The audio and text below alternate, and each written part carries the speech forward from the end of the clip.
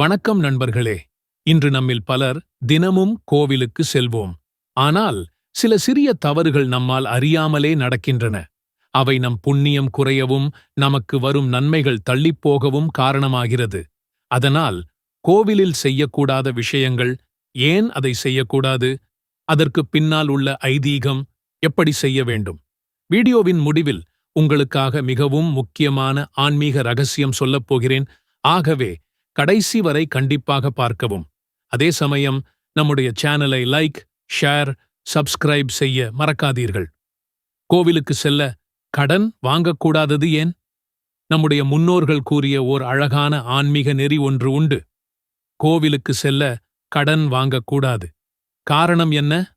நாம் கடனாக எடுத்த பணத்தால் கோவிலுக்குச் சென்று வழிபாடு செய்தால் அதனால் கிடைக்கும் புண்ணியம் கடன் கொடுத்த மனிதனிடமே சென்றடையும் என்று ஆஸ்திரங்கள் கூறுகின்றன. அதாவது நம்மால் செய்யப்படும் நல்ல கர்மத்தின் பலன் முழுதும் நமக்கு கிடைக்காமல் பணம் கொடுத்தவருக்கே சென்றுவிடும். இதற்கு காரணம், அந்த நொடி நம்முடைய மனம் அமைதியாக வழிபடாமல் கடன் சுமை எண்ணத்தில் இருக்கும். அதனால் புண்ணியம் மன அமைதியுடன் செய்யும் வழிபாடில்தான் உருவாகிறது. ஆகவே கோவிலுக்கு செல்ல சுத்தமான மனதுடன், நிதி சுமையில்லாமல் மகிழ்ச்சியுடன் செல்ல வேண்டும். சுவாமிக்கு சமர்ப்பித்த மாலையை அணியக்கூடாதா? பலரும் சந்தேகப்படுவது இது. சுவாமிக்கு அர்ப்பணித்த மாலையை வீட்டுக்கு கொண்டு வந்த பிறகு அணிந்து கொள்ளலாமா? ஆன்மீக நூல்கள் கூறுவது, அந்த மாலை பிரசாதம். அதை பக்தி உணர்வுடன் பெற்று வீட்டின் நிலைப்படியில், போர்ச்சில், சுவரில் மாட்டி வைக்கலாம். ஆனால் அதை உடலில் அணியக்கூடாது. ஏன்? ஏனெனில் அந்த மாலை தெய்வத்தின் ஆராதனையில் இருந்தது. அதை மீண்டும் மனிதன் தனது அலங்காரத்திற்காக அணிவது தவறானது என்று கருதப்படுகிறது. அதை வீட்டில் மாட்டி வைத்தால் கெட்ட சக்திகள் அருகில் வராது. மன அமைதி கிடைக்கும். வீட்டில் தெய்வீக அலைகள் அதிகரிக்கும். அதுதான் முன்னோரின் அழகான கருத்து. சிவன் கோயிலில் அமர்ந்துவிட்டு செல்ல வேண்டும். ஏன்?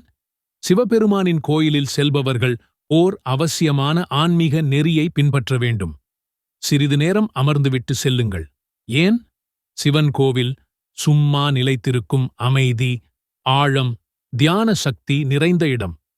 நாம் சிறிது நேரம் கண்களை மூடி அமர்ந்தால் நம் மனக்குழப்பங்கள் கரையும். உடலில் உள்ள கோபம், பதட்டம் குறையும். நமச்சிவாய் அதிர்வுகள்.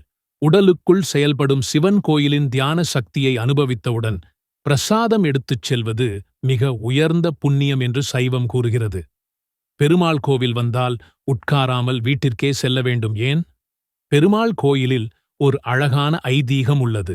லட்சுமி தேவி தஞ்சம் தேடும் பக்தர்களின் வீட்டிற்கே வந்து நல்வாழ்வை அருளுவாள். ஆகவே பெருமாள் கோயிலில் நின்று வழிபாடு செய்து நேராக வீட்டிற்கே திரும்ப வேண்டும் என்று கூறப்படுகிறது. ஏன் உட்காரக்கூடாது?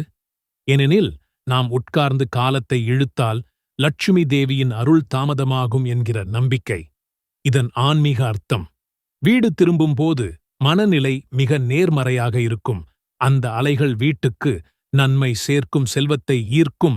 அதிர்வுகள் குடும்பத்தில் நிலையாகும். அழகான நம்பிக்கை அல்லவா? கோவில் வழிபாட்டுக்கு கூடுதல் 8 முக்கிய ஆன்மீக நெறிகள். இன்னும் பலருக்கு தெரிந்திருக்காத சிறிய ஆன்மீக வழிமுறைகள். கோவிலுக்கு காலை நேரமே செல்வது சிறப்பு.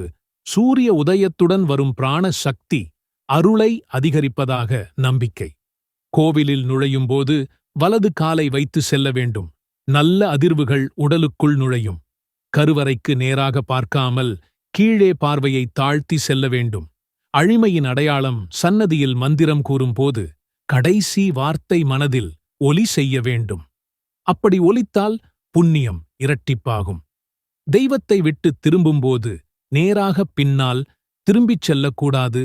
பக்கவாட்டாக திரும்பி செல்ல வேண்டும். கோவில் வெளியே வந்தவுடன் தூக்கம் போடக்கூடாது. கோவிலில் கிடைத்த ஆற்றல் உடலில் நிலைத்திருக்க வேண்டும் என்று நம்பிக்கை. கோவில் மணமிடும் தூபம், தீபம் வீட்டில் கூட சிறப்பு தரும். இது மனதையும் சூழலையும் சுத்தப்படுத்தும். கோவிலுக்கு செல்லும் நாளில் சண்டை, கோபம் வேண்டாம்.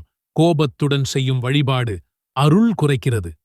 கோவில் என்பது நம்முடைய மன அமைதி, ஆன்மீக ஆற்றல், சகல நன்மைகள் சேரும் ஒரு பரிசுத்தமான இடம்.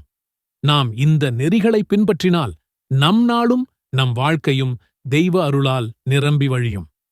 அன்பான சகோதரர்களே, சகோதரிகளே, இந்த மாதிரி ஆன்மீக அறிவு, தெய்வத் தகவல், நம்பிக்கையின் உண்மைகளை அறிய விரும்பினால் எங்கள் யூடியூப் சேனலை சப்ஸ்கிரைப் செய்யுங்கள்.